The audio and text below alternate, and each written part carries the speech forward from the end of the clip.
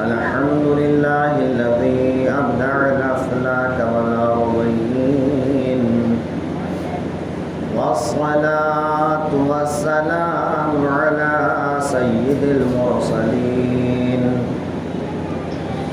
وعلى آله وصحبه أجمعين. أما بعد، فأعوذ بالله من الشيطان الرجيم. بسم الله الرحمن الرحيم. قد جاءكم من الله نور وكتاب مبين. صدق الله المولانا العظيم، وصدق رسوله النبي الأمين المتين الكريم، ونحن على ذلك لمن الشاهدين والشاكرين، والحمد لله رب العالمين. آقائے دو عالم صلی اللہ علیہ وآلہ وسلم کی بارگاہ میں خلوص و محبت کے ساتھ درود پاک کا ہدیہ نشاور کریں. اللہم صلی علی سیدنا مولانا محمد وبارک وسلم. صلاۃ و سلاما علیک یا رسول اللہ صلی اللہ تعالی علیہ وآلہ وسلم. ایک عرب نے آدمی کا بول بالا کر دیا. ایک عرب نے آدمی کا بول بالا کر دیا. خاک کے ذرے کو ہمدوش ثریا کر دیا، اور خود نہ تھے جو راہ پر اوروں کے ہادی بن گئے. خود نہ تھے جو راہ پر اوروں کے ہادی بن گئے. کیا نظر تھی کہ موت کو مسیحا کر دیا. عزیزان محترم، آج محرم الحرام کی دوسری مجلس، دوسری تقریر ہے.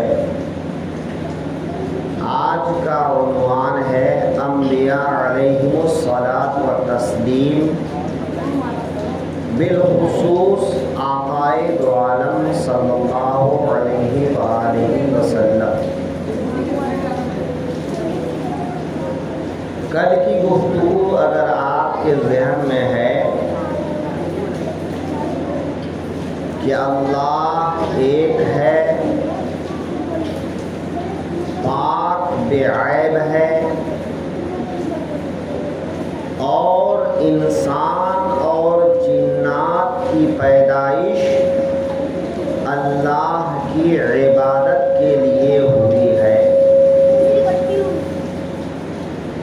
اللہ کی عبادت کا راستہ کیا ہے، اس کا طریقہ کیا ہے، اللہ کی توحید کیا ہے، ربوبیت کیا ہے، خالقیت کیا ہے،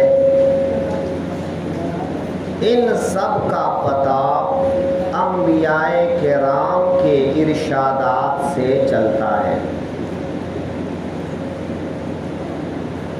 اللہ رب العزت نے ابو البشر حضرت آدم علی نبینا علیہ الصلاۃ والتسلیم کو جب پیدا فرمایا تو ان کو سب سے پہلے جنت میں قیام فرمانے کا حکم ارشاد فرمایا. پھر حضرت آدم سے حضرت حوا کی تخلیق ہوئی. حضرت آدم اور حضرت حوا علیہم السلام کو جس پھل کو چاہیں وہ کھائیں، جنت کے باغات میں جہاں چاہیں وہ جائیں، جنت کی جو نعمت وہ چاہیں اسے حاصل کریں، ان کو کوئی روک ٹوک نہیں۔ لیکن جنت میں ایک درخت تھا جس درخت کے قریب جانے سے منع کیا گیا۔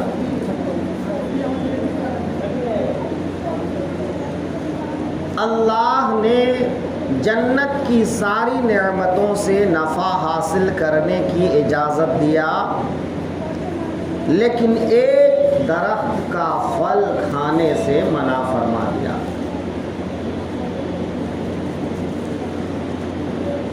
اس سے یہ بات سمجھ میں آئی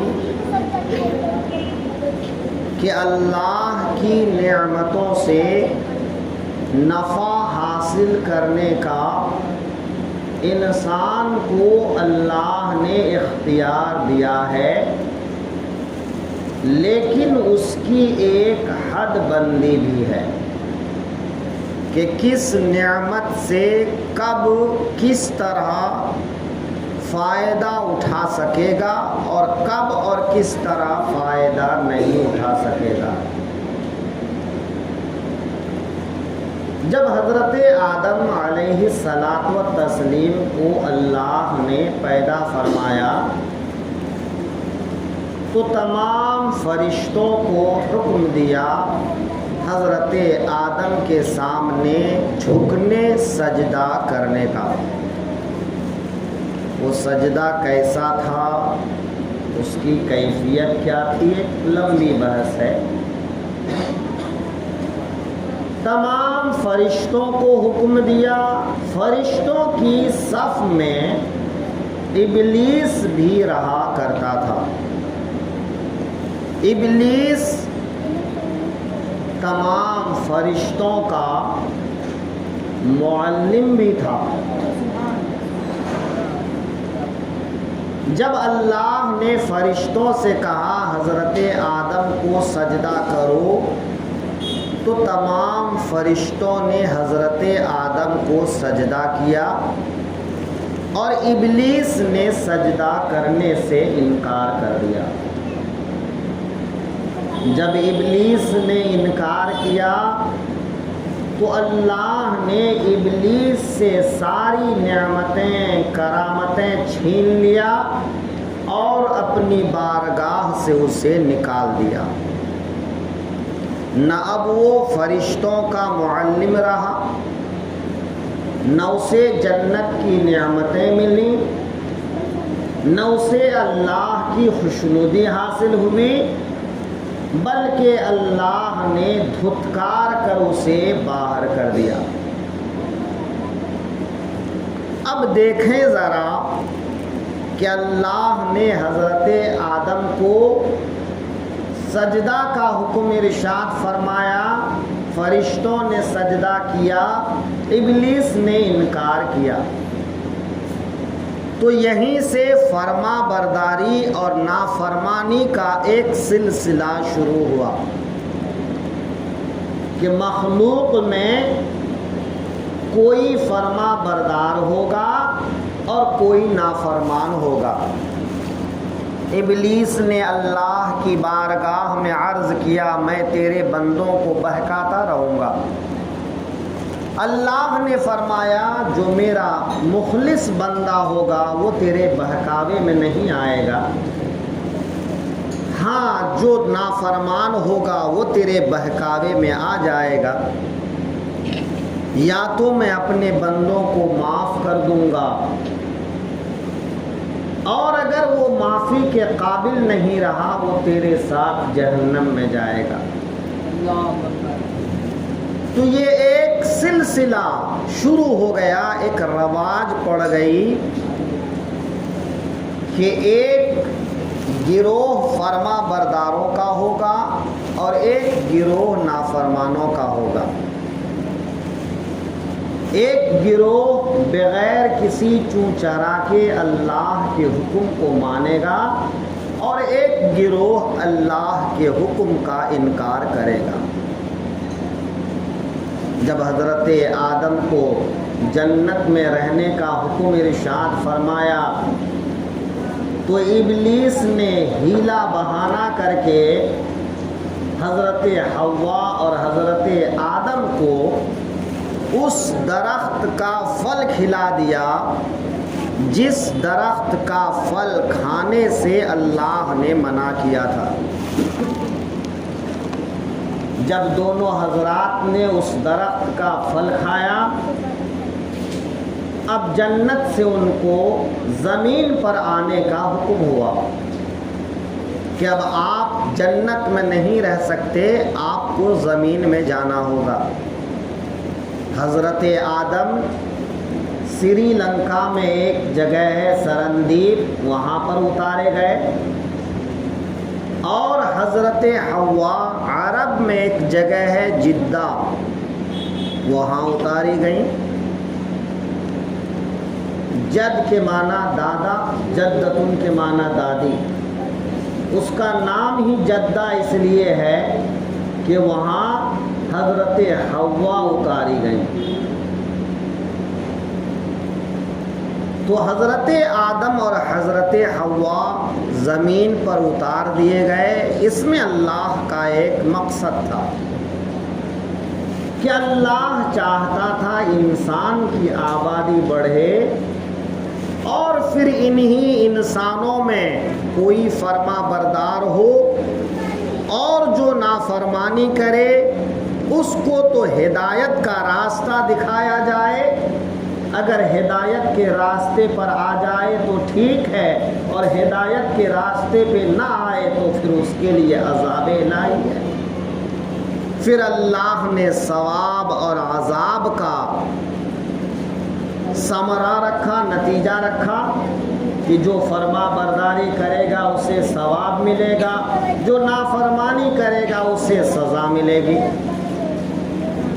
تو یہ قدیم زمانے سے سلسلہ چل پڑا۔ جب حضرت آدم کی اولاد ہوئی تو ان کی اولاد میں دو بیٹے قابیل اور حابیل ہوئے۔ ان میں سے ایک نے باپ کی فرما برداری کی اور دوسرے نے باپ کی نافرمانی کی۔ نافرمان نے فرما بردار کو قتل کیا۔ اب قتل غارت گری کا ایک سلسلہ جاری ہو گیا۔ کہتے ہیں قیامت تک جو بھی کسی انسان کو قتل کرے گا اس قتل کا عذاب اس قتل کرنے والے کو بھی ہوگا اور قابیل کو بھی ہوگا، چونکہ اس نے ایک ظلم و زیادتی کی بنیاد رکھا۔ تو میرے آقا فرماتے ہیں کہ جب کوئی آدمی اسلام میں کسی اچھی بات کی ابتدا کرتا ہے تو جب کوئی انسان اس اچھے کام کو کرتا ہے تو کرنے والے کو بھی ثواب ملتا ہے، اور جس نے اس کام کو شروع کیا اس کو بھی ثواب ملتا ہے۔ اب اس کا مخالف مفہوم لے لیجئے، تو جس نے کوئی برائی کی بنیاد ڈالا اس برائی کرنے والے کو برائی کا عذاب ملے گا، اور جس نے بنیاد ڈالا اس کو بھی اس کا عذاب ملے گا۔ تو اسی ضابطے کے تحت علماء کہتے ہیں کہ اب دنیا میں جتنے بھی قتل ہوں گے ہر قتل کی سزا اس کے سر پہ جائے گی۔ یہاں قتل کرنے والے کو سزا تو ملے گی لیکن ایک سزا اس کو بھی ملے گی، کیونکہ ایک برائی کی بنیاد اس نے رکھا۔ یہ سب کچھ بتانے کا مقصد یہ ہے کہ اولاد آدم میں فرما بردار بھی ہوں گے، نافرمان بھی، یہ ایک فطری چیز ہے۔ اگر فرما برداری اور نافرمانی کا سلسلہ نہ ہوتا تو سزا اور ثواب کا عمل بھی نہیں ہوتا۔ برا بھی نہیں ہوتا؟ تو اللہ نے اول روز سے اس بات کے لیے کہ ایک انسان اچھا کام کرے، ایک انسان اللہ کی فرما برداری کرے، ایک انسان اللہ کو ایک مانے، ایک انسان اللہ کی عبادت کرے، ایک انسان اللہ کے حکم کے خلاف کوئی قدم نہ اٹھائے، اس کے لیے اللہ نے انسانوں کے بیچ میں سے ہی کچھ انسانوں کو منتخب فرمایا، چن لیا۔ گھر اگر اندھیرا ہو تو اس میں اجالا لانے کے لیے ہم ایک چراغ رکھتے ہیں، ایک بتی رکھتے ہیں، ایک بلب رکھتے ہیں۔ تو قوم، لوگ، انسان چاہے چند ہوں یا زیادہ، ان لوگوں کو اللہ کی طرف بلانے کے لیے ہمیشہ ضرورت پڑتی ہے، اللہ کا راستہ دکھانے کی ضرورت ہمیشہ پڑتی ہے، اللہ کے حکم پر چلائے رکھنے کے لیے ہمیشہ ضرورت پڑتی ہے کہ کوئی انہی میں سے ایسا ہو جو ان کو اللہ کا حکم سنائے، اللہ کا پیغام سنائے، اللہ کی کتاب سنائے، اللہ کی وحی سنائے۔ تو اللہ نے انسانوں کے بیچ میں اس کام کے لیے انبیاء کرام کا ایک سلسلہ جاری فرمایا، اور پہلے پہل جو اس مقام پر، اس منصب پر فائز کیا وہ حضرت آدم ہوئے، پھر ان کے بیٹے میں حضرت شیس ہوئے، سلسلہ بڑھتا چلا گیا، حضرت نوح ہوئے، حضرت لوط ہوئے، حضرت ہود ہوئے، حضرت ابراہیم ہوئے، حضرت سلیمان ہوئے، حضرت داؤد ہوئے، حضرت اسماعیل ہوئے، حضرت یعقوب ہوئے، حضرت موسیٰ ہوئے، حضرت عیسیٰ ہوئے، یہاں تک کہ نبی آخر الزماں حضرت محمد مصطفیٰ صلی اللہ علیہ وسلم۔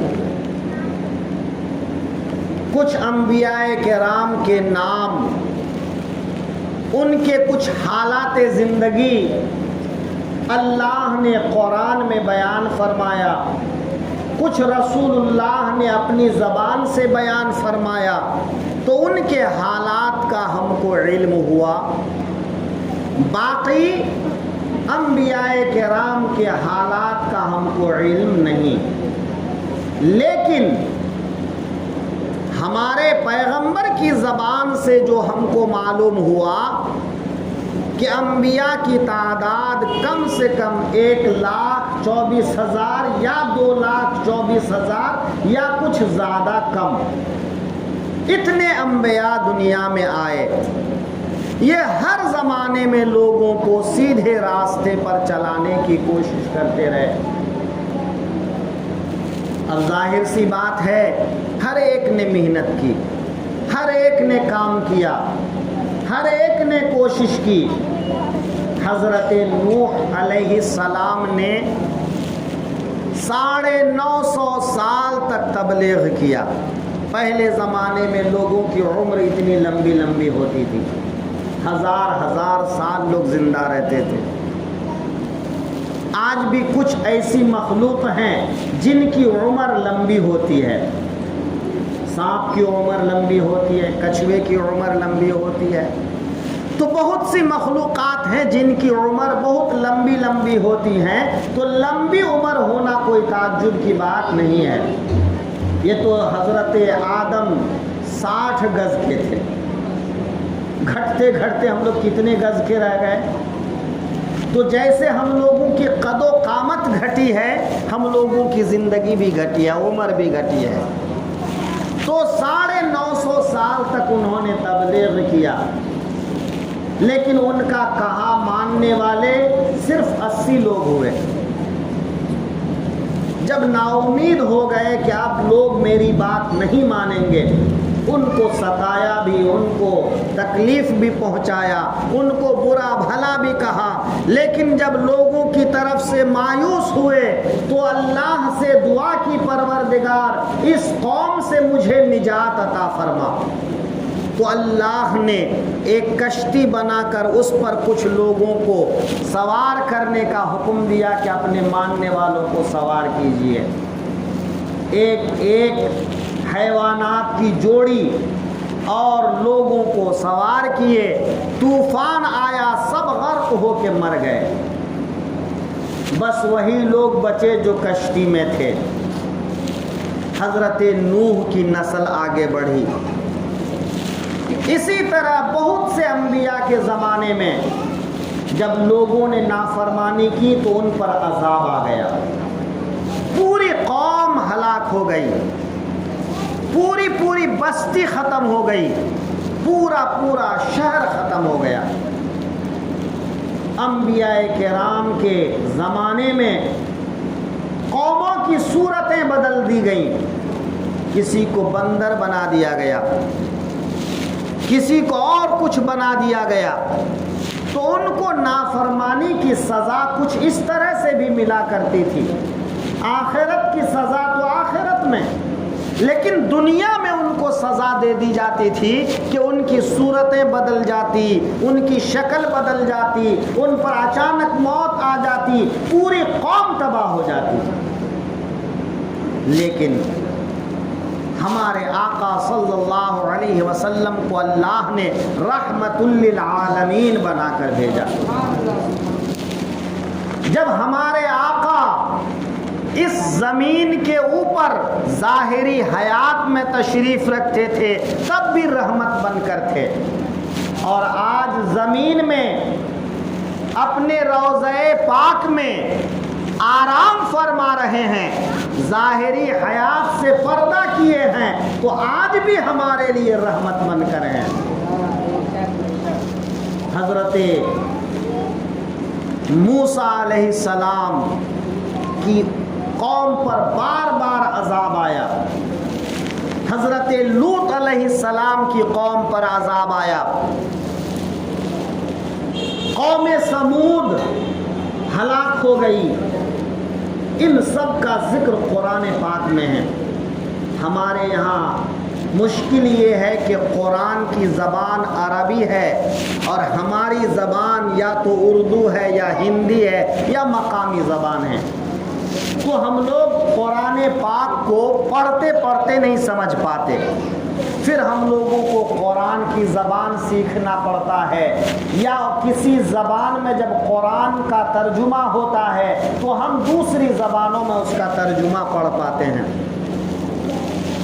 لیکن جو لوگ قرآن کی زبان جانتے ہیں وہ قرآن کا ایک ایک حرف پڑھتے جاتے ہیں اور اس کا مطلب سمجھتے جاتے ہیں۔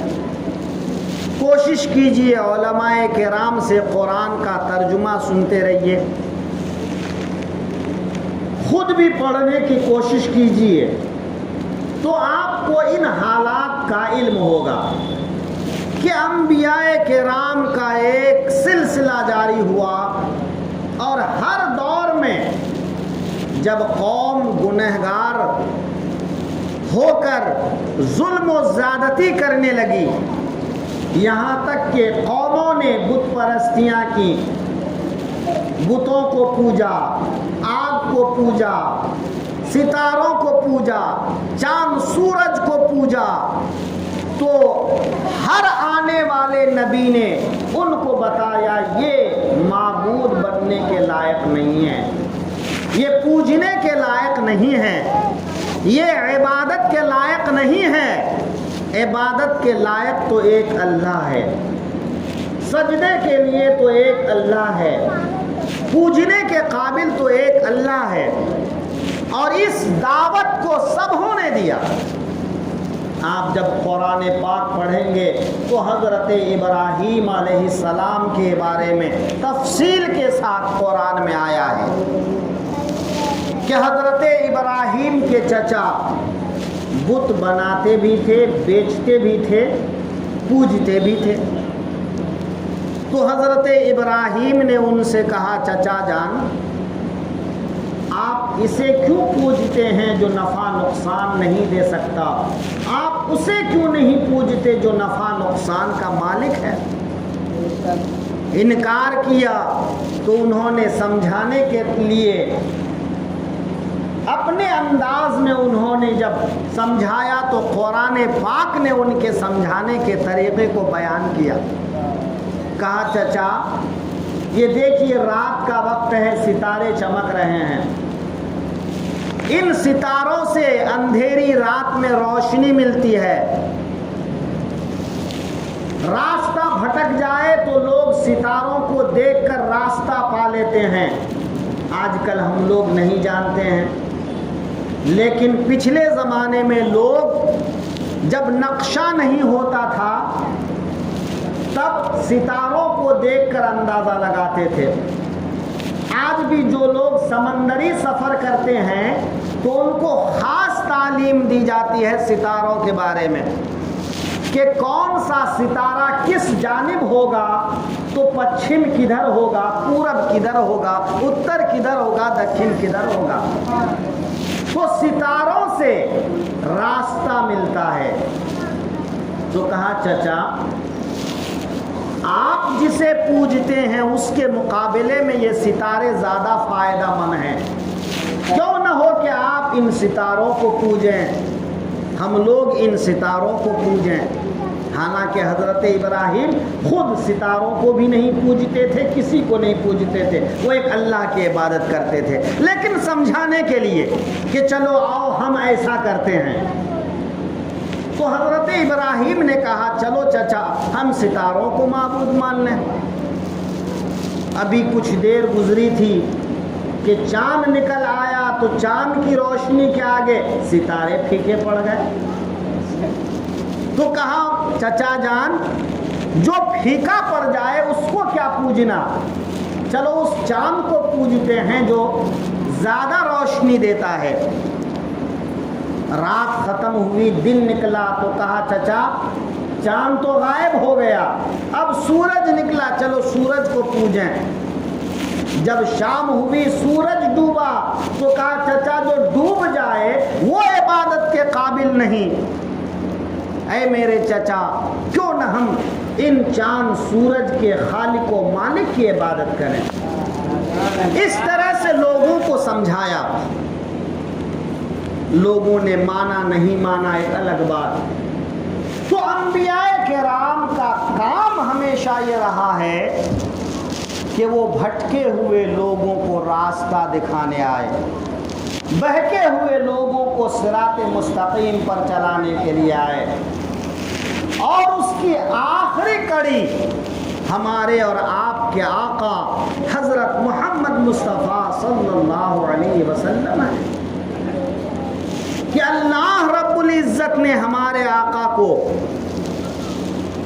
سب سے پہلے نور کی شکل میں پیدا کیا، لیکن دنیا میں سب سے آخر میں بھیجا. پیدا سب سے پہلے کیا، دنیا میں سب سے آخر میں بھیجا. تو اللہ نے اپنے حبیب کے لیے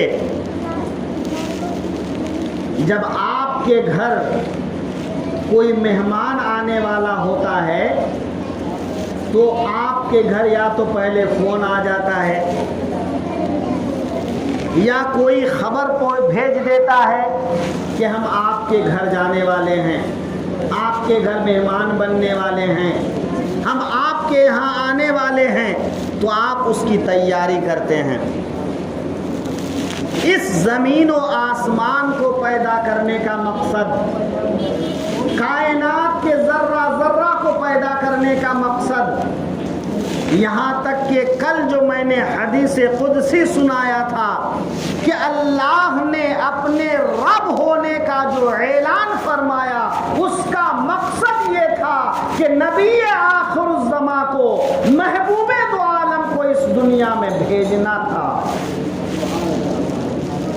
تو اللہ نے یہ زمین تو ہمارے آقا کے لیے بنایا، تو انبیاء کرام کو بھی جو نبوت ملی ہمارے آقا کے صدقے میں ملی. یہ سب کچھ انتظام ہمارے آقا کے لیے ہے. لیکن جیسا میں نے کہا کہ جب کوئی بڑا مہمان آتا ہے تو اس کی تیاری پہلے سے شروع ہو جاتی ہے. آپ اپنا گھر سجاتے ہیں، اپنی گلی سجاتے ہیں، اپنا محلہ سجاتے ہیں، اپنے گھر کے آس پاس صاف ستھرا کرتے ہیں.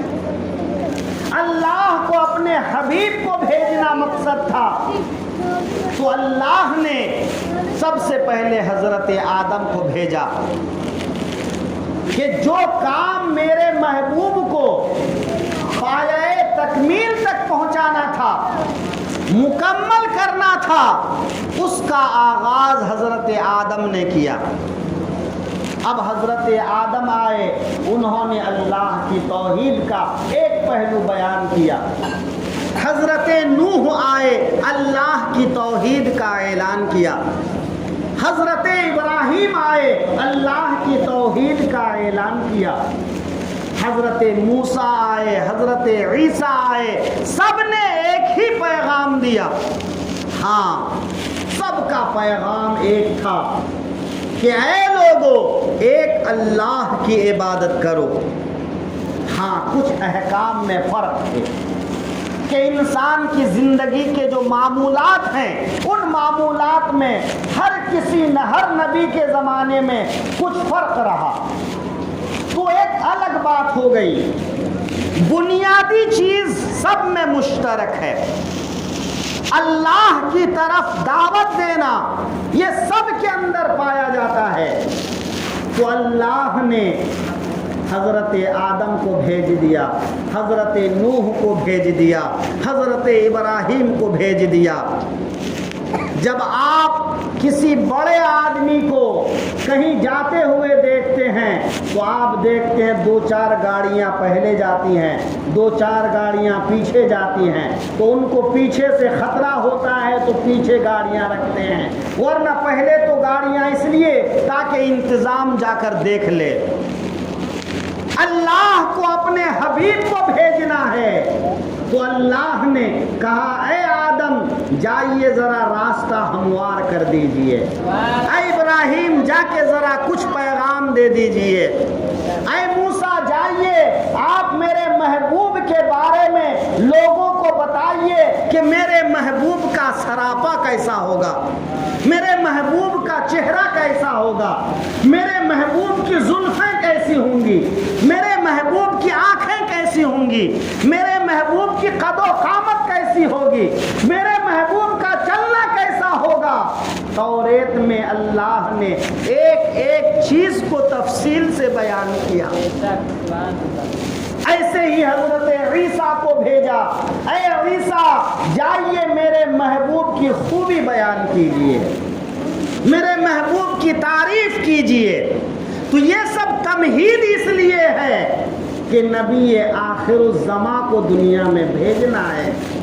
کسی نے کیا ہی خوب کہا ہے، اس میں احمد پہ رب نے زبر رکھا اس لیے کہ پیش ہوں سب زیر ہو کر اس زبر کے سامنے.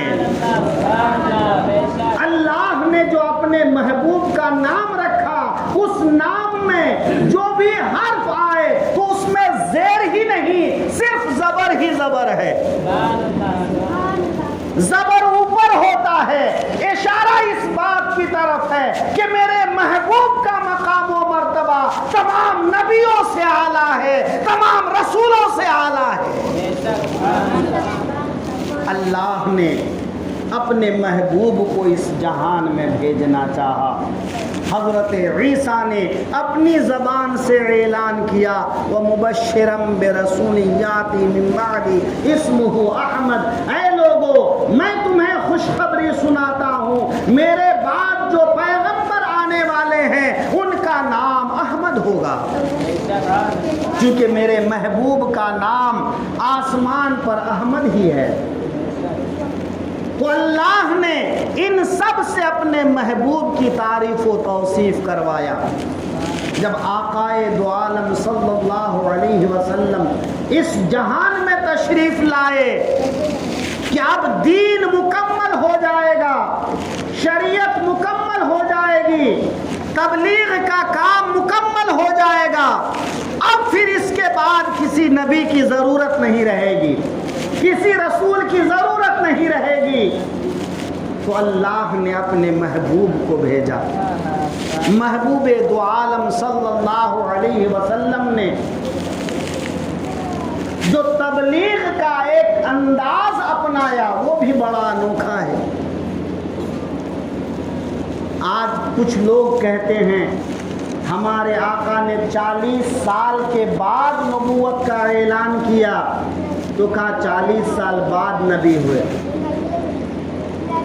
وہ سمجھنے سے قاصر ہیں کہ جن نبیوں کو اللہ نے اپنے حبیب کے صدقے میں نبوت عطا کی، وہ تو پیدا ہونے کے فوراً بعد ہی اعلان کرتے ہیں، اے لوگو خبردار ہو جاؤ کہ میں اللہ کا نبی ہوں، اللہ نے مجھے کتاب دے کر اس دنیا میں بھیجا ہے، اور اے لوگو سلامتی اس دن پر جس دن میں پیدا ہوا، اور سلامتی اس دن پر جس دن میں اس دنیا سے پردہ کروں۔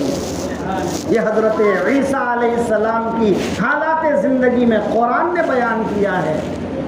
تو حضرت عیسیٰ کو ہمارے حبیب کے صدقے میں نبوت ملی، تو وہ پیدا ہوتے ہی اعلان کر رہے ہیں۔ تو اگر صدقے میں جن کو نبوت ملے وہ پیدا ہوتے ہی نبی ہیں، تو جن کے صدقے میں یہ سب پیدا ہوئے یقیناً وہ پیدا ہونے سے پہلے بھی نبی ہیں۔ جیسا کہ میں نے کل کہا تھا کہ میرے آقا اعلان فرماتے ہیں، لوگوں میں تو تب بھی نبی تھا جب حضرت آدم کا پتلا تیار ہو رہا تھا۔ وہ آقا دو عالم ہمیشہ سے نبی تھے، جب سے اللہ نے اپنے حبیب کے نور کو پیدا فرمایا، اور کوئی نہیں بتا سکتا کہ محبوب دو عالم کا نور کب پیدا ہوا، کب پیدا کیا گیا۔ آقا دو عالم صلی اللہ علیہ وسلم نے ایک حکمت کے پیش نظر اللہ کے حکم کے مطابق 40 سال تک لوگوں کو اپنی سادہ سی زندگی دکھایا، اپنا کردار دکھایا، اپنا عمل دکھایا، اپنی عقل مندی دکھایا، اپنی پاکیزگی دکھایا، اپنا روب و دبدبا دکھایا۔ جب میرے آقا نبوت کا اعلان نہیں کیے تھے، تب پورے عرب نے کہا ہم نے آپ کے کردار کو دیکھا ہے، آپ کی چال چلن کو دیکھا ہے، آپ تو صادق ہیں اور آپ امین ہیں۔ صادق کا معنی ہے سچ بولنے والا، امین کا معنی ہے امانت میں خیانت نہ کرنے والا، حفاظت کرنے والا۔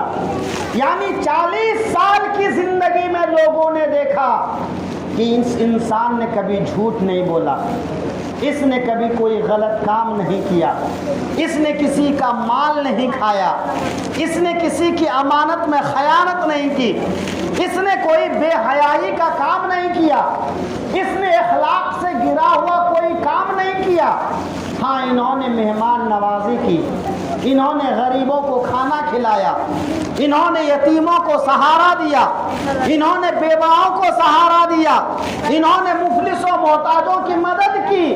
تو 40 سال کی زندگی سامنے رکھ کر دنیا والوں کو بتا دیا کہ اے لوگوں، جب میں نے رسول ہونے کا اعلان نہیں کیا تھا، تم تب کی زندگی دیکھو، اگر ایک بھی کمی پاؤ تو مجھے بتاؤ۔ اگر میں پچھلی زندگی میں کبھی جھوٹ نہیں بولا، اپنے کام کے لیے جھوٹ نہیں بولا، اپنے مطلب کے لیے جھوٹ نہیں بولا، اپنے آپ کے لیے جھوٹ نہیں بولا، تو کیا میں تم سب کے لیے جھوٹ بولوں گا؟ تم سب کو راستے پر لانے کے لیے جھوٹ بولوں گا؟ کیا میں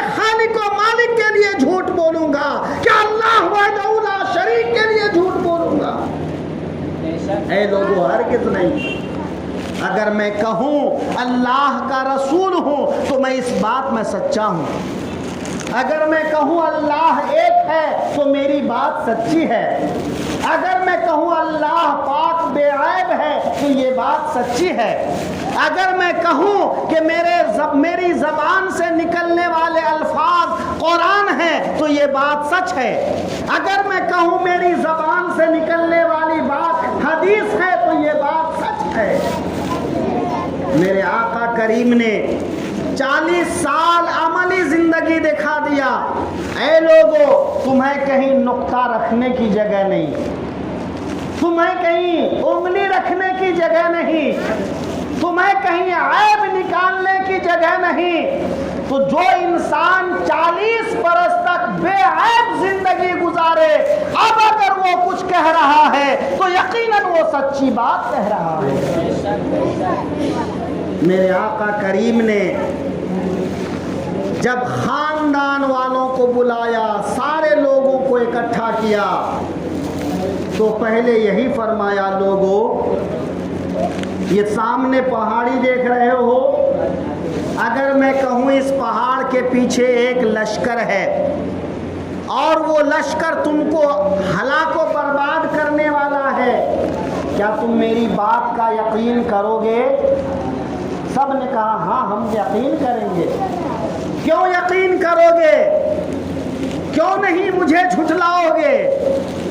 تو سب نے کہا ہم نے کبھی آپ کو جھوٹ بولتے نہیں سنا، ہم نے آپ کا کردار خراب نہیں پایا، ہم نے امانت میں خیانت کرتے نہیں دیکھا، ہم نے آپ کو کوئی غلط کام کرتے نہیں دیکھا۔ تو جب آپ 40 سالہ زندگی میں کبھی جھوٹ نہیں بولے تو آج کیا ہو جائے گا کہ آپ ہم سے جھوٹ بولیں گے؟ پھر معبود کے بارے میں، الہ کے بارے میں، رب العالمین کے بارے میں، خالق کائنات کے بارے میں، مالک دو جہاں کے بارے میں آپ جھوٹ نہیں بولیں گے۔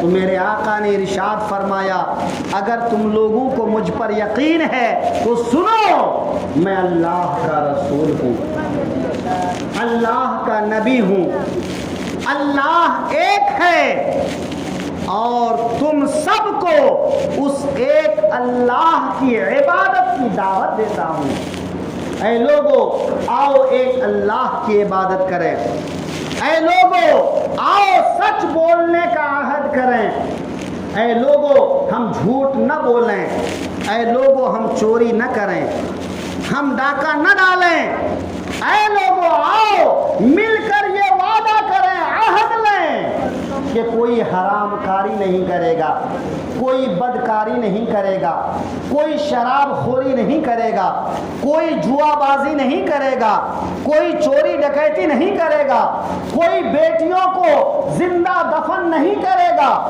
کوئی دوسرے کی بیوی بچوں پر بری نظر نہیں ڈالے گا، کوئی کسی کا مال ناحق نہیں کھائے گا، کوئی کسی کی زمین غصب نہیں کرے گا، کوئی کسی کے ساتھ ظلم و زیادتی نہیں کرے گا، کوئی کسی کے ساتھ کوئی برا سلوک نہیں کرے گا، بلکہ اس کے برخلاف جب بولے گا تو سچ بولے گا، جب کرے گا تو اچھا کام کرے گا، جب کرے گا تو ایک دوسرے کی مدد کرے گا، جب کرے گا تو ایک ایسے راستے پہ چلے گا کہ دنیا امن و امان کا گہوارہ بن جائے۔ اے لوگوں یاد رکھنا، میرا پیغام یاد رکھنا، آج جب کوئی ایک بیٹی گھر سے باہر قدم رکھتی ہے تو لوگ سوچتے ہیں بیٹی عزت و آبرو کے ساتھ گھر آئے گی یا نہیں، لیکن یاد رکھنا ایک زمانہ ایسا آئے گا کہ ہیرا سے لے کر مکہ تک سفر کریں گی، لیکن ان کے ساتھ ان کا مال ہوگا، وہ حسین و جمیل ہوگی، راستے بھر میں انہیں کوئی روکنے ٹوکنے والا نہیں ہوگا۔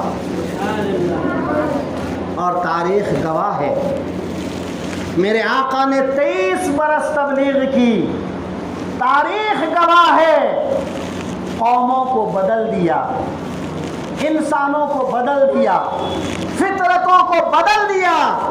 اور حضرت عمر کے زمانے میں ایک عورت نے تنے تنہا سفر کیا، لیکن کسی نے نہ اس کے مال پر نظر ڈالا، نہ اس کے حسن و جمال پہ نظر ڈالا، سے کسی کو کوئی خطرہ نہیں تھا. اگر مال کہیں پڑا ہوا رہے تو پڑا رہ جائے، کوئی اسے اٹھاتا نہیں تھا. یہ تبلیغ، یہ دین حق کی دعوت میرے آقا کریم نے جو دی ہے، اسی لیے تو کسی نے کیا یہ خوب کہا ہے، ایک عرب نے آدمی کا بول بالا کر دیا، خاک کے ذرے کو ہمدوش سریا کر دیا، اور خود نہ تھے جو راہ پر اوروں کے ہادی بن گئے، کیا نظر تھی کہ موت کو مسیحا کر دیا. وہ عرب والے جن سے دنیا ڈرتی تھی، کسی سے کسی کا مال محفوظ نہیں تھا، جان محفوظ نہیں تھی، عزت محفوظ نہیں تھی، گھر محفوظ نہیں تھا، وہ دنیا کے امین بن گئے، دنیا کے رکھوالے بن گئے، انسانیت کے رکھوالے بن گئے. اور انہوں نے ایسا کام کیا کہ لوگ ان کے سامنے جھکنے پہ مجبور ہو گئے کہ ہاں تمہارا راستہ سچا راستہ ہے، تمہارا راستہ اللہ کا راستہ ہے، تمہارا راستہ سچائی کا راستہ ہے.